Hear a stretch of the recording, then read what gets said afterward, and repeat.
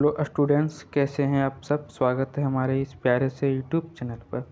तो students, channel पे नए आए हैं तो चैनल को सब्सक्राइब कर बेल नोटिफिकेशन दबा दीजिए और शामिल हो जाइए इंग्लिश की क्लास में। तो इस वीडियो में हम जानेंगे फ्यूचर टेंस के टाइप्स। तो आई होप आप जो मैंने 2 वीडियो जो अपलोड कर चुका हूँ जिसमें कि प्रेजेंट टेंस और पास्ट टेंस को पढ़ाया है, तो आप आई होप आप वह वीडियो देख लिए हैं, तो आप यह वीडियो देख रहे हैं। अगर वह वीडियो नहीं देखे हैं तो पहले लिंक डिस्क्रिप्शन बॉक्स में मिल जाएगा, तो पहले वह वीडियो देखिए, तो आप यह वीडियो देखें ताकि आपको लाइन बाय लाइन समझ में आए। तो चलिए वीडियो को स्टार्ट करते हैं। तो जैसे मैंने कि पहला वीडियो में बताया कि फ्यूचर टेंस का जो हिंदी मीनिंग है वह होता है भविष्य काल, यानी कोई भी काम आने वाले समय में हो तो उसे हम फ्यूचर टेंस कहते हैं। फ्यूचर यानी भविष्य काल को कहते हैं। उसके बाद इसका फ्यूचर टेंस का इसका जो मेन पर्पस है डिवाइड करने का, वह यह है कि कोई भी काम कितना हुआ है वह पता करने के लिए इसे 4 भागों में डिवाइड किया गया है। तो पहला है फ्यूचर इंडेफिनिट, दूसरा है फ्यूचर कंटिन्यूअस, तीसरा है फ्यूचर परफेक्ट और चौथा है फ्यूचर परफेक्ट कंटिन्यूअस। तो जो किसी का कोई भी आदत है, कोई भी काम को करने का जो आदत है, तो उसे हम लेकिन वह फ्यूचर में है तो उसे हम फ्यूचर इंडेफिनिट कहते हैं। जैसे कि मैं अंग्रेजी पढ़ता हूँ, तो मेरी आदत है कि मैं अंग्रेजी पढ़ता हूँ, यह तो वर्तमान काल में हो गया। लेकिन मैं अंग्रेजी पढ़ाऊँगा, तो मैं अंग्रेजी पढ़ाऊँगा तो ये आदत है लेकिन फ्यूचर में है, तो उसे फ्यूचर इंडेफिनिट कहते हैं। उसके बाद फ्यूचर कंटिन्यूअस क्या हो गया। फ्यूचर कंटिन्यूअस यानी कोई भी काम का जो प्लानिंग अभी कर रहे हैं लेकिन वह काम फ्यूचर में होगा, आने वाले समय में होगा, लेकिन आप प्लानिंग अभी कर रहे हैं तो उसे हम फ्यूचर कंटिन्यूअस कहते हैं। जैसे कि आपका दोस्त अगर आपसे अभी पूछा कि आप अभी मान लीजिए 8 बज रहा है, तो आपका दोस्त पूछ रहा है कि कल आप 8 बजे क्या कर रहे होंगे, तो आप बोले कि मैं सो रहा हूँगा। तो मैं सो रहा हूँगा तो काम तो सोने का लगातार हो रहा है लेकिन फ्यूचर में हो रहा है, तो उसे हम फ्यूचर कंटिन्यूअस कहेंगे। उसके बाद तीसरा है फ्यूचर परफेक्ट। तो फ्यूचर परफेक्ट यानी कोई भी काम फ्यूचर में कंप्लीट हो चुका होगा तो उसे हम फ्यूचर परफेक्ट कहते हैं। उसके बाद चौथा है फ्यूचर परफेक्ट कंटिन्यूअस, यानी फ्यूचर कंटिन्यूअस जैसा ही है लेकिन इसमें समय के साथ होगा। तो ये डिटेल मैंने आगे देखेंगे। तो चलिए वीडियो को स्टार्ट करते हैं।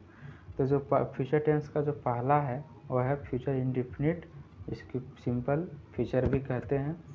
तो इसका जो पहचानने का नियम है, तो पहचानने का नियम क्या है, जिस भी हिंदी वाक्य के अंत में गा रहे, गी रहे, गे रहे, तो आप समझ जाइए कि वह फ्यूचर इंडेफिनिट या फिर सिंपल फ्यूचर का सेंटेंस है। इसका जो स्ट्रक्चर है वह क्या है, subject plus will shall plus verb 1 plus object.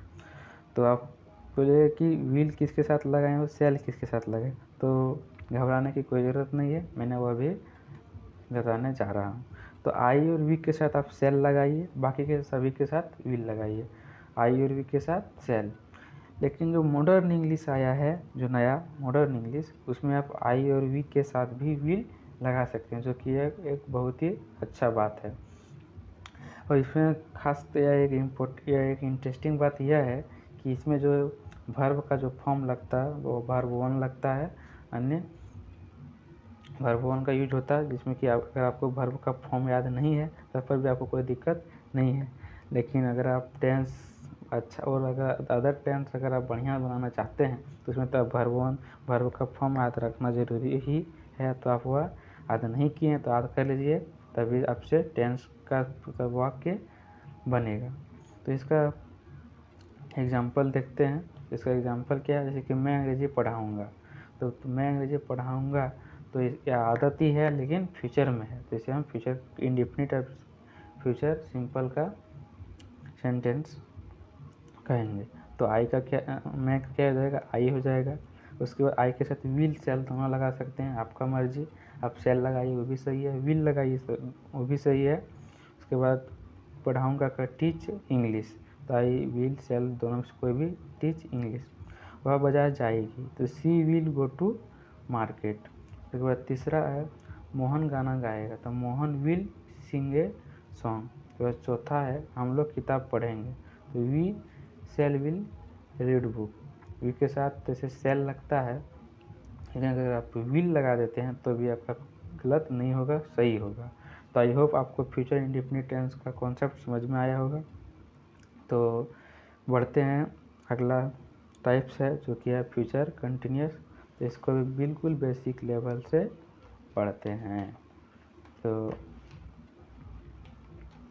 Future continuous को हम फ्यूचर प्रोग्रेसिव टेंस भी कहते हैं। तो इसका जो पहचानने का नियम है वह है जिस भी हिंदी वाक्य के अंत में रहा होगा, रही होगी, रहा होगा, रहे होंगे, रही होंगी, रहे, तो आप समझिए कि वह फ्यूचर कंटिन्यूस का टेंस है। यानी कोई भी काम, अगर काम तो फ्यूचर में रहा कंटिन्यूस चल रहा होगा, लेकिन उसका जो प्लानिंग है वह अभी कर रहा है, उसे हम फ्यूचर कंटिन्यूस टेंस का कहते हैं। जैसे कि आपका दोस्त है, तो मान लीजिए भी 8 बज रहा है, ठीक है, 8 शाम रात 8 बज रहा है, आपका दोस्त आपको फ़ोन किया, आप बोल रहे हैं कि कल आप 8 बजे क्या कर रही होगी, तो आप बोलेगा कि मैं सो रहा हूँ। तो जो काम हो रहा है सोने का तो वो कंटिन्यूस चल रहा है, लेकिन फ्यूचर में चल रहा है, तो उसे हम फ्यूचर कंटिन्यूस टेंस का सेंटेंस मानेंगे। तो इसका जो स्ट्रक्चर हुआ है subject plus will shall plus be plus verb 1 के साथ ing प्लस ऑब्जेक्ट। तो विल और सेल आप कैसे लगाइएगा, यानी क्या कीजिएगा, वह तुम यहाँ आपको समझ में आ ही गया होगा कि आई और वी के साथ सेल लगाएंगे, बाकी के साथ विल। लेकिन आप आई और वी के साथ अगर विल लगा देते हैं तो भी आपको क्वेश्चन गलत नहीं होगा, सही होगा। उसके बाद एक इसमें जो नया है वह है बी। तो जो फ्यूचर कंटिन्यूस का अगर आपका टेंस रहा तो वहाँ बी लगाना बहुत ही ज़रूरी है। तो जैसे कि एग्जांपल देते हैं, जैसे कि राम पढ़ रहा होगा तो राम विल बी स्टडिंग। मैं सो रहा हूँगा तो आई विल स्लीपिंग, फिर आई सेल स्लीपिंग। आप दोनों में से कुछ भी लिखिए, दोनों सही है, गलत नहीं है, दोनों सही है। तो आई होप आपको फ्यूचर कंटिन्यूस टेंस या फिर प्रोग्रेसिव टेंस जो बोलिए उसका कॉन्सेप्ट समझ में आया होगा।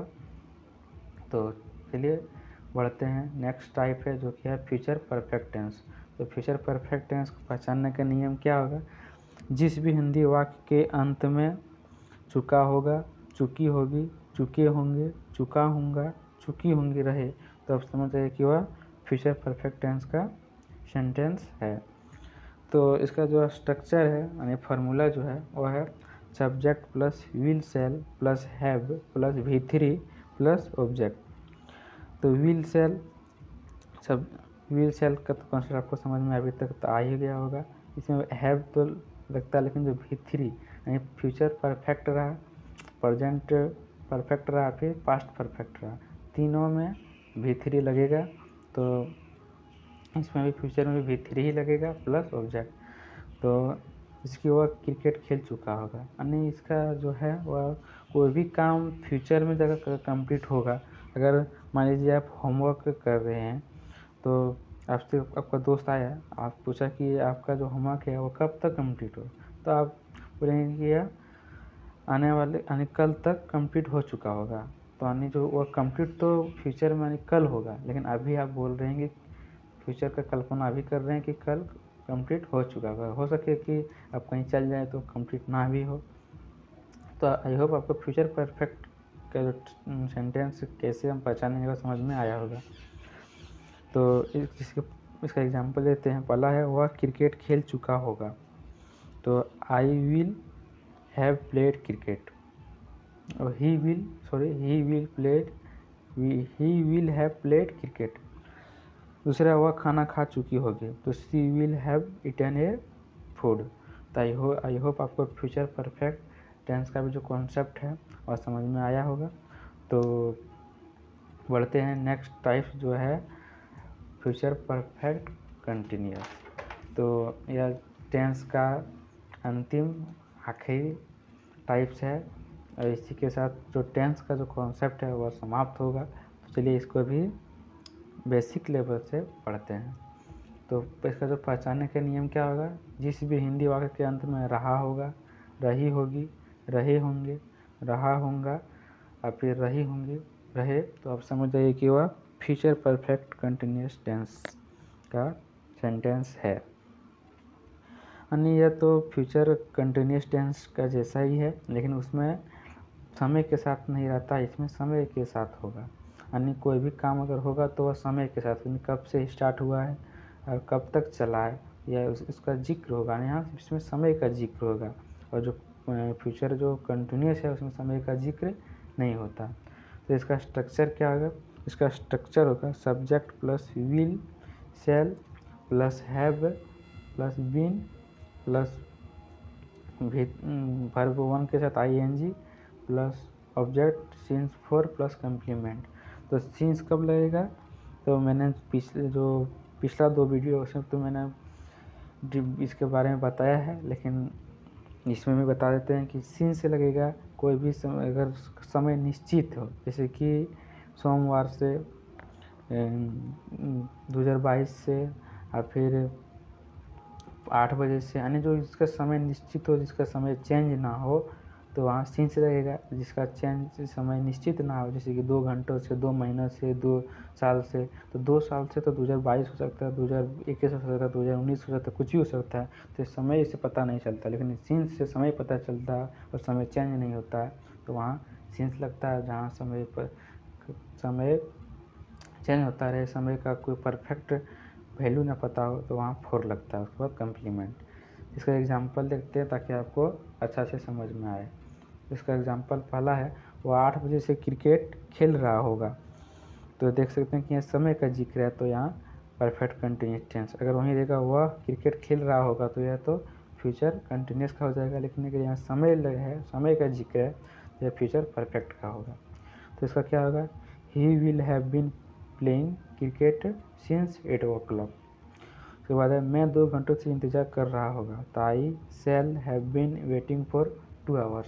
तो आई शैल है, आई आप अगर विल भी लगा देते हैं तो आपका गलत नहीं होगा, सही होगा। आपका मर्जी, आप आई के साथ शैल लगाइए, विल लगाइए, आप पर डिपेंड पड़ता।